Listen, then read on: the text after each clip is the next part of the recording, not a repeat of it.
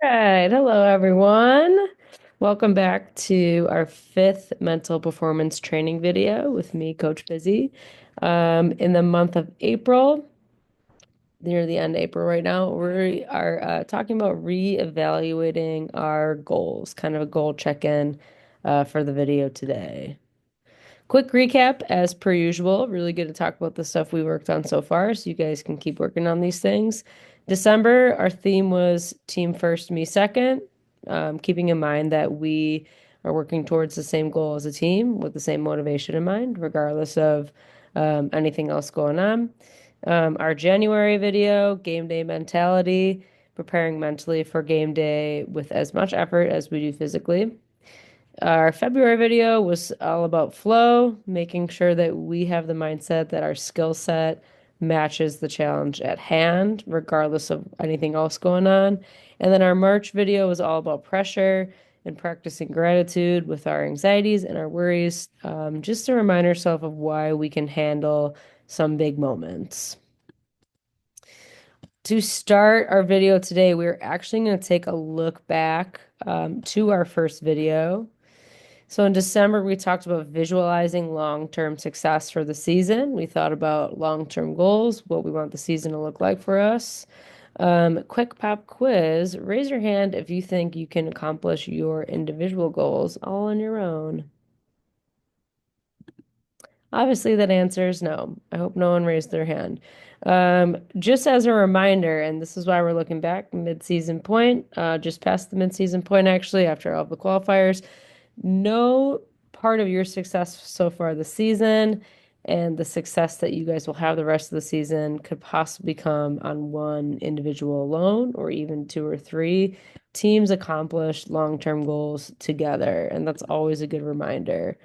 Also, our individual goals, regardless of what yours are or what they will be continuing the rest of the year, are impossible to accomplish without focusing on team goals. So anything you want to do statistically, recruiting wise, individually, you cannot do without pouring effort into your team's goals. That's the reminder.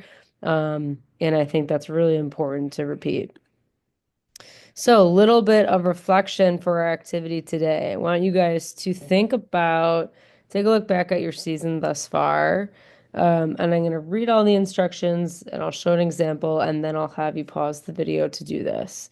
So, think about at least three like big team accomplishments your team has had this season. So, this could be tournament wins or finishes, qualifying for nationals, mastering a certain skill or rotation or play, big moments of unity, anything like that.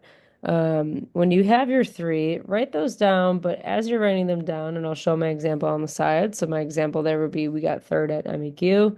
I want you for each of your big team accomplishments, add two things you did to help your team with each of these successes. So I put my example as I served really well in this tournament and I supported my teammates. And then adding two things your team did to accomplish this as well. So my team listened to our coaches and executed our game plan to run a balanced offense. So for each of your big team accomplishments for this year, I want you to write it down exactly how I have my example with what the team did, how the team contributed to the success, and how you contributed to it as well. So take a moment, pause the video and do those reflections now.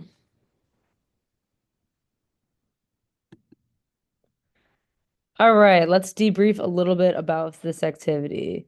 What goes into team success and how can we continue this? As I've said, and I can will continue to say, and I hope your coaches are saying, nothing is accomplished in volleyball alone. Nothing is accomplished on our own.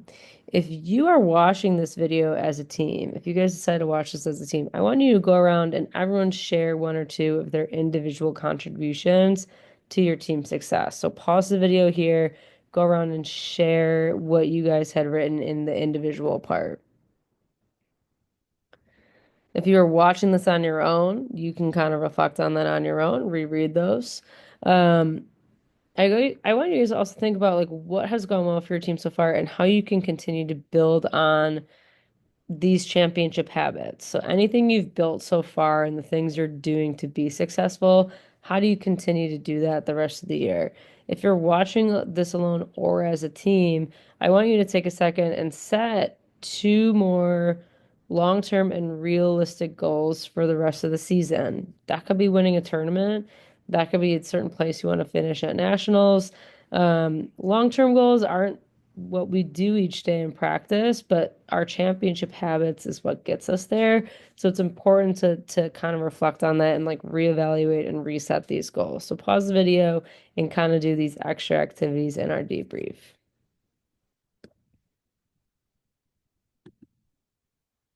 All right. As always, I want to leave you guys with some things we can do to continue this throughout the rest of the year. April and May are great months to skill build and set long-term goals for the rest of the year. So I want you guys to think about approaching each practice day with a championship mindset. Make every practice feel competitive. You're always envisioning your season goals and reflecting on these each day. You can even write these goals on the right whiteboard for each practice. I think these months can suck us into so much of the like day-to-day training, the stuff that doesn't feel as exciting, but is really the most important part of the year to build on the things you guys have done so far to really be the best team you can be come June and July. And so making every day at practice feel super competitive and keeping our long-term goals in mind is really important. I've talked about this before, but reflecting after every day of practice, did you win practice today? Why or why not? Things that you did to help your team win the day, win the drills, anything like that, and things that you can be doing differently. It's a great way to like reflect on our motivation and the things we're doing in terms of our daily habits. And also setting goals for every practice, going into practice and really like setting goals and working on our motivation. Like I gave my example, I'm focusing on my platform today and I'll connect with three teammates. Every day of practice, we should have a goal in mind of something we want to get better at, or else, it's not a ton of purpose to us being there. And so every single day of practice, you guys can even do this as a team and write those goals on the whiteboard, have some accountability. I think that's super helpful. I think continuing to do these things, building on our habits, seeing what's got us so far in the season, what we want to keep doing is super important as we kind of trek through these months of training, smaller tournaments, but really important time of the year. Um, as per usual, if you guys have any questions, thoughts, comments, concerns, feel free to reach out to me. Talk to your coaches if you want me to come talk to your team individually. And as always, go Sting.